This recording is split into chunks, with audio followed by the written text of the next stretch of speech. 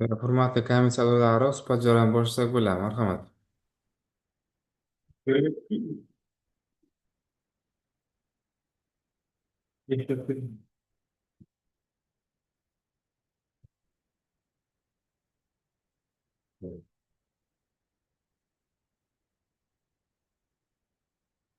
Assalomu alaykum komissiyado'rlar. Bugun joriy yilning 30 oktyabr kuni Navoiy viloyati qishloq xo'jaligi boshqarmasining Karmon tuman qishloq xo'jaligi bo'limi bo'lim boshlig'i o'rinbosari vakant turganligi sababli tanlovga qo'yilib, shunda 13 nafar nomzod ariza topshirgan.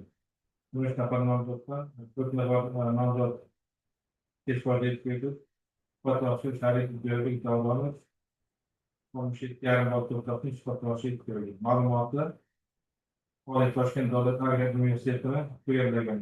Qishloq xo'jaligi mahsulotlarini saqlash va dastlabki qayta texnologiyasi bo'yicha. Hozirgi kunda Navoiy mahsulotlari aksiyador jamiyatida ishqibozlar ishlash faoliyatini olib borib kelmoqda. Bizda komissiyalardan bosh o'rinbosari Mahmud Turqas aka, jo'ra boshlig'i hozirgi xavfsizlik bo'yicha Ishlar sunnatdagi korrupsiya qarshi kurashish bo'yicha bosh mutaxassis hamda vazirga hamda yig'ilishlarda memur deb bilindi.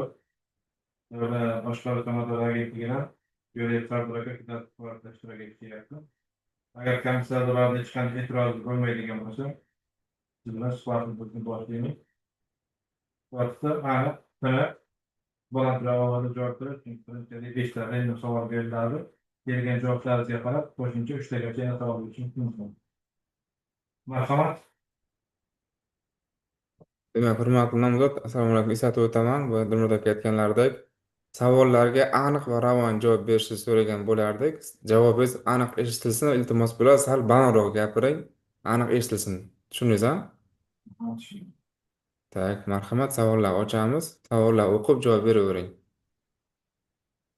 Aniq va ravon qilib gap. Sal kattaroq qilish iloji bormi? Maksimum bo'lish shekilli, uni sig'may qolamiz deyman-da. Mana sig'may qoldi, kattaytirsa o'sha. Bo'ladi. Birinchi savol, birinchi sinf urug'lik chigitining unumchanligi necha foiz bo'lishi kerak? Birinchi sinf urug'lik chigitining unumchanligi demak 98%, 99% bo'lishi kerak. Javobim shu. Demak, ikkinchisi, kunjutning asosiy maydonlarida o'rtacha hosildorligi necha sentner? Kunjut bu moyli ekin hisoblanadi, asosan lavli yerlarga ekiladi. 25-27% o'sha moy olinadi. Kunjutning asosiy maydonlarida o'rtacha hosildorligi bu 1,5-2 sentnergacha yetadi. Demak, tonna gektariga 2 tonnagacha olinadi. Uchinchi savolimiz, urug'lik to'g'risidagi O'zbekiston Respublikasi tarix yangi tahrirda qonun necha moddadan iborat? Urug'lik to'g'risidagi O'zbekiston Respublikasi qonuni yangi tahrir 2019-yil 18-iyunda qabul qilindi. Bunda 33 ta moddadan iborat yangi tahrir. To'rtinchi savolimiz, yangi g'o'za navlarining iqtisodiy samaradorligini belgilovchi asosiy ko'rsatkichlar qaysilar? Bu yangi g'o'za navlarining iqtisodiy samaradorligi bu uning yuqori hosildorligi, to'yimliligi, nav tozaligi va kasalliklarga chidamliligi va yuqori nav ko'rsatkichi o'sha sifati bo'yicha ko'rsatkichlardan iborat bo'ladi. Endi 5-savol, kuzgi bug'doy kalini qaysi davrda jadal o'zlashtiradi? Kuzgi bug'doy kalini qaysi davrda jadal o'zlashtiradi? Bu bosh oqlashgacha bo'lganda o'sha bosh oqlashgacha davrda. Ya'ni ekilgandan keyin 1,5-2 oy, 45 kundan keyin berilgan o'g'itlarni juda yaxshi o'zlashtiriladi. Ya'ni o'sha tolalar bug'doy hosil qilguncha davrda jadal o'zlashtiradi. Hisoblaymiz. Savolim shu. Bironta to'ldiradiganlarimiz bormi? Yo'q. Qo'shimcha savol bo'lsa marhamat.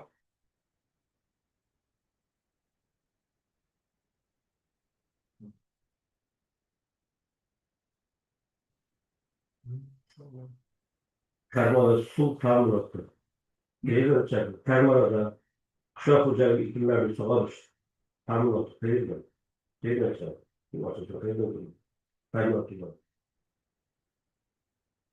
Farg'ona tumaniga asosan sug'orish turlari istaymiz. Asosan o'sha yomg'irli tomchilatib, yomg'irlatib sug'orish turlari mavjud. Bunda o'sha iqlim sharoiti yog'ingarchilik ko'p bo'lsa, o'sha orqali ham sug'oriladi. Asosan qator o'rinlar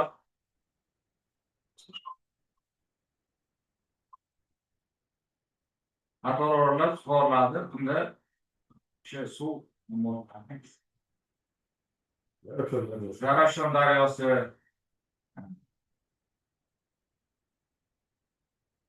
Zarafshon daryosidan keladi. Ariq ko'llari bilan qator o'rinlar sug'oriladi. Bu kamlığı bölgede artçıdan kuşağında da oluyor. Miras buldu.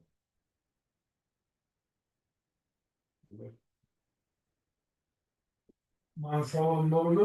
Qishloq xo'jaligi sohasida ajratiladigan subsidiyalar haqida nimalarni bilasiz?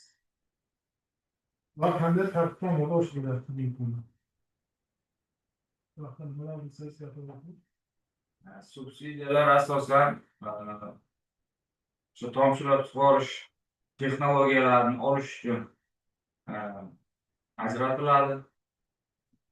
Birinchisi. Bunda o'sha fermer xo'jaligida 60% umumiy o'sha summani 60-70%gacha subsidiya davlat ajratadi. Qo'shimcha texnologiyalar, texnikalar olib kelishga subsidiya ajratilishi mumkin. Qanday tartibda beriladi? Nima qilish kerak o'sha subsidiyani olmoqchi bo'lgan fermer xo'jaligi? Ular haqida nimani bilasiz? Fermer xo'jalik o'sha balansida subsidiyani qaytarish imkoniyatlari bo'yicha tekshiriladi menimcha. Keyin Hurmatli nomzod, javobingiz bo'lmasa bergan javoblaringiz noto'g'ri. Sabab qishloq xo'jaligi sohasida bugungi kunda subsidiya ajratish tizimini, agrar subsidiya axborot tizimi joriy qilingan. Agrar subsidiya axborot tizimi orqali o'sha subsidiyaga taalluqli bo'lgan xo'jalik o'zi elektron imzosi bilan kirib ariza beradi. O'sha qanday texnologiyalar joriy qilingan yo'nalish bo'yicha o'sha agrar subsidiya axborot tizimi orqali tuman ishchi guruhlar, respublika vazirlar darajada ishchi guruhlar uni ko'rib chiqib subsidiyalarni berish yoki qanoatlantirishni rad qilishi mumkin. Siz bergan javobingiz noto'g'ri. qo'shimcha savollar yo'q. Savollar yetarli. Savollar bo'lmasa, hurmatli nomzod, berilgan savollarga komissiya a'zolari e'tirozlaringiz yo'qmi? E'tirozim yo'q. E'tiroz bo'lmasa, rahmat sizga. Chiqib ko'rsangiz bo'ladi. Demak, suhbat natijasini kabinetidan ko'rib olishingiz mumkin bo'ladi. Rahmat sizga. Tak. Boshqa nomzodlar hozir